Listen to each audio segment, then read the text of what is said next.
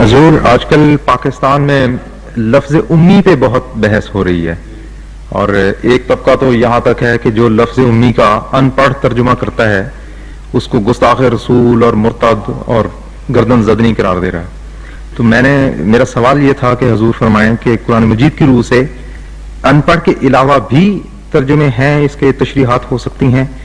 ان پڑھ تو ایک ہے ہی واضح، تو اس کے علاوہ ہو سکتی ہیں؟ اور جماعت کا اس کے بارے میں کیا؟ امی کا لفظ غیر تعلیم یافتہ، جی، ان پڑھ کا لفظ سے زیادہ سخت سمجھا جاتا ہو۔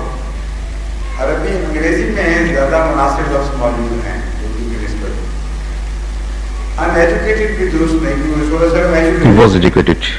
ان لیٹرڈ کا ایک لفظ ہے انگریزی میں جو زیادہ موجود ہے، اس کا مطلب ہے جو لکھنا پڑھنا نہ جانتا ہو۔ تو امی کا مطلب لکھنا پڑھنا نہ جانتا ہو، یہ بھی ہے جی، اور یہ بھی ہے کہ جاہل ہو۔ رسول اللہ صلی اللہ علیہ وسلم کے متعلق لفظ جاہل استعمال نہیں ہو سکتا، کیونکہ سب کو پڑھانے والے ہیں، اس لیے لکھنا پڑھنا نہ جاننے والا یہ ترجمہ درست ہے۔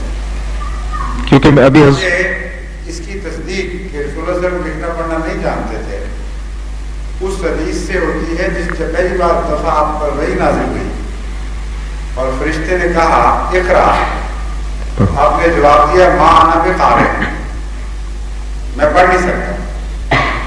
اگر پڑھنا جانتے ہوتے تو یہ جواب نہ دیتے۔ تو امی ان معنوں میں کہ لکھنا پڑھنا نہیں جانتے تھے درست ہے۔ حضور میرا